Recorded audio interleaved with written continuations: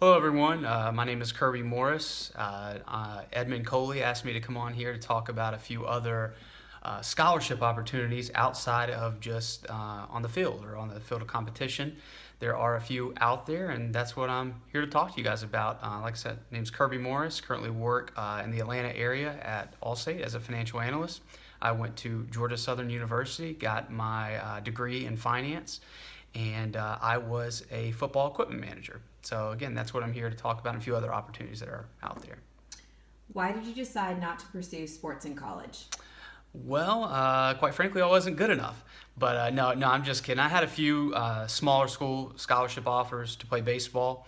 A few of you out there who may play baseball and have experienced some of the scholarship stuff there is baseball has a limited number of scholarships, unlike football.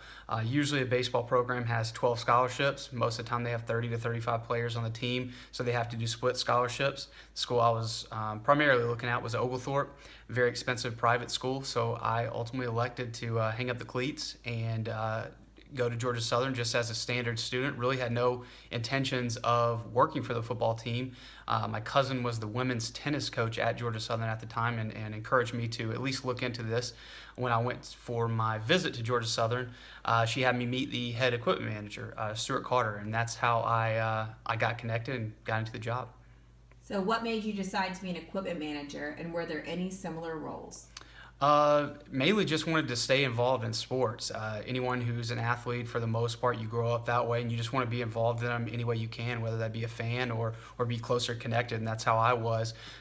There are a few other opportunities outside of being an equipment manager. You have student assistant coaches, a lot of kids who have a desire to be a coach in the future, want to work around coaches, and they'll do anything from film breakdown to helping out at practice to assisting at some of the recruiting events, football camps. So that's an avenue there. There's also trainers, athletic trainers who are essentially, I hate to say it like this, water boys or water girls. That's what they're more commonly known as, but they do, of course, a lot more than that related to injuries, to ice packs, to anything to make sure that the players stay healthy. So that there is that opportunity to stay involved in sports. There's also sports marketing programs. I know specifically at Georgia Southern, but like I said, the main one that I participated in was equipment manager. Football, they do have them for baseball, basketball, soccer, you name it, pretty much for any sport. It's just the amount of people who are involved in each. Football, we had 10 managers. Baseball may have 2.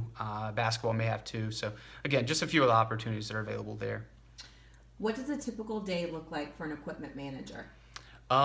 During football season, usually you would have class from 8 to 2. Between that period, you wouldn't be taking class literally from 8 to 2, but you would have some form of classes in between that time. Practice typically started at about 2:30, 3 o'clock, so you'd have to be there at least by 2 o'clock to help set up the practice field. If you're familiar with football, practice dummies, cones, things like that, bringing out the footballs. Everything to make sure the coach's station for practice is set up. Practice would go until about 6-ish or so, sometimes a little shorter than that, depended on the day. After that, you would go back and have a various tasks, depending on what the day was, whether it be tighten helmets to make sure that the safety is in line there. You did have to do laundry, which doesn't sound too great, but I'll get into the perks in a little bit later. But mainly just preparing for the game on that Saturday, which is ultimately the fun part. There is work involved, but that's what you live for. Just like the players do, you have fun on game day. That's when you kind of get to relax, be a fan on the sidelines, not in the stands. So again, that was what a typical day looks like. What perks did the job provide other than money? To hit on money, at least at Georgia Southern when I was there, it was more of a scholarship base. So when I started as a freshman, I made $1,000 per semester. And each year that I kept with the equipment manager job, it went up $500 a year. So, my sophomore year, $1,500, so on and so forth. And I think my senior year, I ended up getting close to $2,500 to $3,000 just because of I was more of a manager head. if you want to look at it from that perspective. But quite frankly, I wasn't wholly in it for the money. I was in it for just the fun of being around the football team, being around athletics, gaining some connections. But as far as the other perks, polo is similar to the one that I have on. We would get, when summer camp would start each year, it was like Christmas for a college kid. We literally got 2 Nike or Adidas polos, one white, one blue for home and away. We would get dry fit shorts, dry fit shirts, a pair of Nike shoes, hats, and then when the colder months came on, we would get sweatshirts, sweatpants, things like that. So, I mean, unlimited Nike gear as far as that went. When camp and games were over, we would get food. Those are just some of the small perks on that end. And then we would be able to register for our classes when the football players did or other athletes did, which was a huge perk because you didn't have to, at Georgia Southern, you had to stay up until 3 o'clock in the morning on a particular date to register for your classes. We didn't have to do that because all our classes had to be done by 2 o'clock in order for us to participate in this job. So that was a good perk. And then having access to some of the tutors if we needed those, or again, just, a fraternity ultimately amongst the managers. And then, of course, the travel as well. When we went to away games, I know specifically I went to Navy. I've gone to University of Georgia before and ultimately been on the field there. We went to Colorado State. In fact, the first time I ever flew was because of football. I flew them out to Colorado State, Fort Collins, Colorado on my 21st birthday, actually. But just a few places that we were able to go. That was back when we were in FCS, so the travel airplane wise wasn't as heavy, but now that they are in FBS, they travel a lot more to a lot bigger places. So that's just one of the small perks, fun to visit some of those campuses you may not have otherwise been able to travel to. And a lot of the states I visited were because of football. So that was a lot of fun to do that. What made it more enjoyable than a, quote, regular college job? I think a regular college job is in some ways cliche. I mean, by no means is it a bad thing, but if I had to choose between working as a football equipment manager and being able to travel, like I just talked about, getting some of the gear that I got, or work at Subway or McDonald's or something like that, in my opinion, there's just no comparison. You can't be able to get the excitement and work around the players and the coaches leading up to game day like you would building a sandwich at Subway or something like that. So I really enjoyed working with the football team, being able to be involved with the school, learning more about the school, learning about some of the other campuses, like I said, that we went to. It was just, I consider it much better than a normal job. How did you get started down this path, and how do you go about doing it? For me, it was a connection I had at the school, but really anyone can do it. Believe it or not, at some schools that they don't even have a waiting list. They're looking for people to do this job. So I would encourage you, just if there's a school that you're already going to or one that you intend to apply to or want to go to, look up their athletics department, find their equipment manager's email, and give them a phone call or an email and just say, hey, I'm interested. And if it's not something you're fully committed to yet or you don't know about, at least just reach out to them, see how their program works, what they do there, how many managers they need. Take a look at their schedule, see where they might be traveling, if it would be of interest to you. I strongly encourage you to get involved your freshman year because, like I said, most of the time the pay increases each year. Plus, it's a better time to be there all 4 years.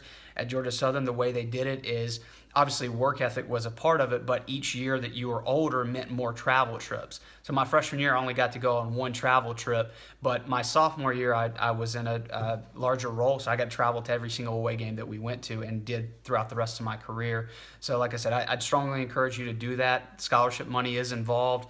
And honestly, it probably pays about the same or better than a Subway type job, and I keep using them as an example, but just something similar to that. How has your manager experience helped you after college? I think for me, just the teamwork, and I know that's cliche. You learn that in athletics, period, but I have some of my best friends. Literally talk to these guys, a few people that I met as managers, almost on a daily basis, and just being able to bounce things off of them and ultimately just have friendships there, and then just the ways in which I learned to do things on the fly. Many of you are athletes, especially football. You have to do things quickly when your coach wants you to do it, snap their fingers. You got to just think quickly. And honestly, in many ways, the manager's the same way. You have to be proactive about things, know what the coach is going to want before they ask for it. Or if the coach is yelling, you got to do something right away to keep practice flowing. You got to change a chin strap right quickly in the middle of a game because the quarterback just their chin strap broke. So you got to do it really quickly so they don't miss any plays. Just things like that I think helps me in the workplace to be able to think on the fly, do things on the fly. And one of the other things is just some of the connections you get out of it. I mean, the reality is any football coach that you work for has at least 90 players under them. They're going to go on, most of them at least, go on doing something other than sports. And odds are they're going to be in an area that you would like to be in the future. So for me, I didn't specifically use this, but I know other people who did. For instance, one of the guys that I talk to all the time, he actually is still equipment manager. He's an equipment manager for Montana State University right now. I have the other friend, he's actually a pilot. So as far as the opportunities, they're endless. And then I have other friends who were assistant coaches or who were graduate assistant coaches who went on are now high school coaches or still working within colleges. The coaching people that I've learned throughout my time at Georgia Southern, Jeff Monken, the head coach at Army right now. If I were to walk past him, he'd probably know who I was, knew my hometown, and shake my hand. Like, I have a good relationship with him. I'm also was pretty close with Chris Hatcher, who's now the Samford University coach.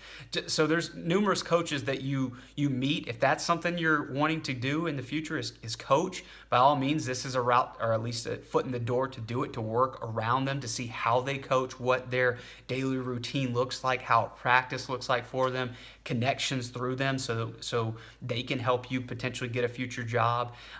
So just the amount of just connections that you make and just the friends that you make in it, it's definitely worth it. If you know, maybe you haven't gotten any scholarships right now to pursue sports, or maybe you have, but you just know I'm not really feeling sports anymore. I know that my career is not going to go much further than college. That's kind of how I was. Sometimes it's difficult to know that you're about to hang things up. But for me, it was just smarter for me to do this, stay involved in sports, get some scholarship money out of it, and be able to, you know, be closer to football, and I still follow it to this day. I'm you know, you ask my wife, I'm a diehard Georgia Southern fan, regardless of whether they're 2-9 on the season or whether they're 11-2. And it's because of that connection I made when I was there. I was a part of the program, gained a lot of friendships out of it, knew a lot of coaches, and I just bleed blue because that's where I went. That's what I lived for, you know, 4.5 years while I was in college. And I like I said, I'd strongly encourage you to do that. If you need to reach out to me, Edmund has my contact information. I'd be more than happy to talk to any of you about, you know, some random questions you may have about it, how to go about doing it, what are the ups, what are the downs, pros, cons, what should you expect, when should you reach out. But like I said, it's definitely an avenue to pursue if you want to stay involved in athletics and potentially pursue a career in athletics as well. But again, thank you all for listening to me. I hope I've answered some of your questions about some other potential scholarships in the athletic realm, but not on the gridiron or not on the field of competition. So y'all take care, and good luck to all of you.